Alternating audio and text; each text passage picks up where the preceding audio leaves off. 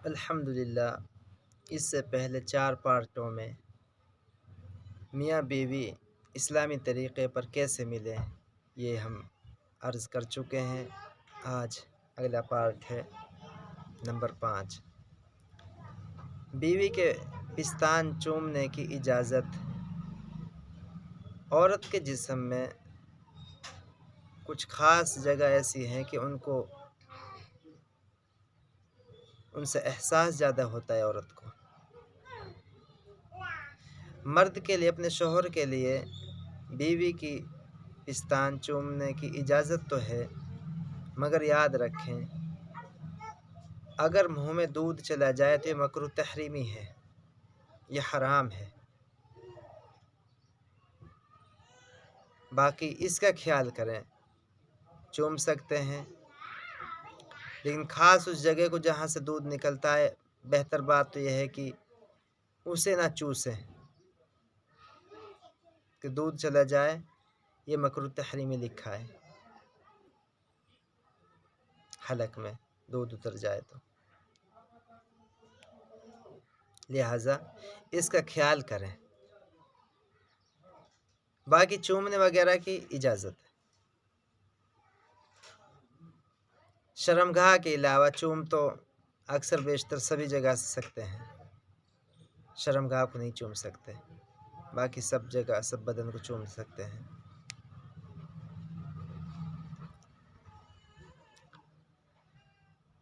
اگلی بات، ہمارے نبی حضرت محمد صلی اللہ علیہ وسلم نے ارشاد فرمایا ہے علی رضی اللہ تعالیٰ عنہ سے کہ مہینے کی بیچ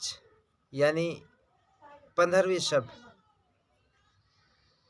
15ویں رات کو اپنی بیوی سے نہ ملا کر، کیونکہ اس تاریخ میں شیاطین آیا کرتے ہیں، اور مشائخ کی رائے ہے کہ عین نماز کے وقت بھی صحبت اگر کر لی اور اس سے حمل ٹھہر گئے تو وہ اولاد نافرمان ہوے گی، وہ اولاد نافرمان ہوے گی اگر عین نماز کے وقت میں صحبت کر لی اور اس سے حمل ٹھہر جائے تو۔ حضرت علی رضی اللہ تعالیٰ عنہ فرماتے ہیں 2 شنبہ کو جماع کرنے سے قاری ہوتا ہے بچہ پیدا، یعنی پیدا ہوئے گا جو بچہ قاری پیدا ہوئے گا۔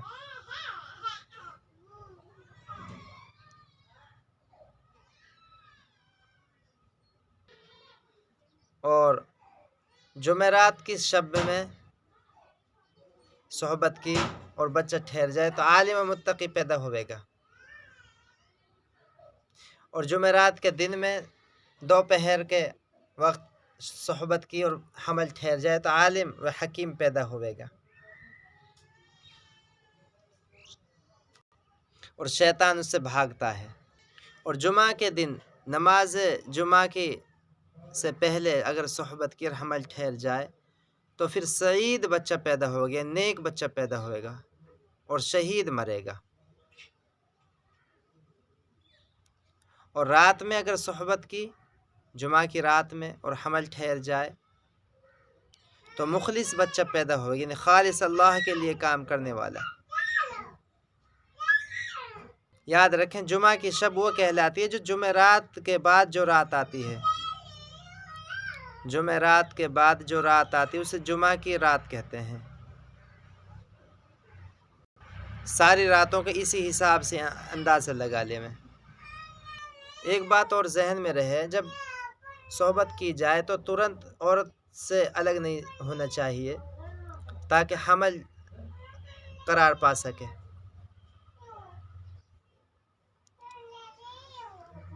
اور کپڑوں سے الگ الگ کپڑوں سے صاف کریں، شرمگاہوں کو ایک کپڑے سے صاف نہ کریں، یہ موجب جدائی ہے، ایک کپڑوں سے صاف نہ کریں۔ کھڑے ہو کر صحبت کرنے کا نقصان پیچھے گزر چکے ہیں۔ آگے حضرت عمر رضی اللہ تعالیٰ عنہ ایک مرتبہ، یعنی شرمگاہ میں تو اسی میں ہی جس میں کا اللہ نے حکم دیا ہے، لیکن پیچھے کی طرف سے کر بیٹھے، تو احساس ہوا بعد میں کہیں میں نے غلطی تو نہیں کی ہے۔ اللہ کے نبی کی خدمت میں حاضر ہوئے، کہا یا رسول اللہ ایسا کچھ ہو گیا ہے میرے ساتھ، یعنی میں نے پشت کی طرف سے صحبت کی ہے، کی تو وہی ہے جہاں اللہ کا حکم ہے لیکن پشت کی طرف سے کی ہے۔ یاد رکھیں یہ لوط علیہ السلام کی قوم نے جو کام کیا تھا اللہ کے نزدیک بہت برا کام ہے، بہت برا، اور بڑا سخت عذاب آیا ہے۔ اللہ نے بھی ایسے ہی عذاب دیا ہے اس قوم کو جیسے برا کام کرتے تھے، یہ برا کام ہے۔ تو بہرحال حضرت عمر رضی اللہ تعالیٰ عنہ سے تو یہ چوک ہوئی تھی، پیچھے سے چوک نہیں بلکہ وہ تو خود احساس میں تھے کہ کہیں مجھ سے چوک تو نہیں ہوئی، چوک نہیں ہوئی، یعنی پیچھے کی طرف سے صحبت کی تھی۔ آپ صلی اللہ علیہ وسلم کے سامنے جب یہ بات عرض کی تو آپ چپ ہو گئے، آپ نے کچھ نہ فرمایا۔ پھر اللہ کے نبی کے اوپر قرآن نازل ہوا، نساؤکم حرث لکم فأتوا حرثکم انا شئتم، تمہاری بیویاں تمہارے لیے مثل کھیتی کیسے ہیں، کھیت کیسے ہیں کہ جس طرف سے چاہو آؤ۔ لیکن اللہ کے نبی کا نے سمجھایا پھر تشریح کی کہ صرف جمع صحبت اگلے ہی حصے میں ہوئے گی، فرج میں ہی ہوئے گی، خواہ آگے کی طرف سے کرو یا پیچھے کی طرف سے کرو، وہ تو اگلے ہی حصے میں ہوئے گی جمع، تو اللہ کے نبی نے فرمایا۔ تھانوی رحمۃ اللہ علیہ بیان قرآن میں تحریر فرماتے ہیں تمہاری بیویاں تمہارے لیے بمنزلہ کھیت کے ہیں جس میں نقطہ بجائے نطفہ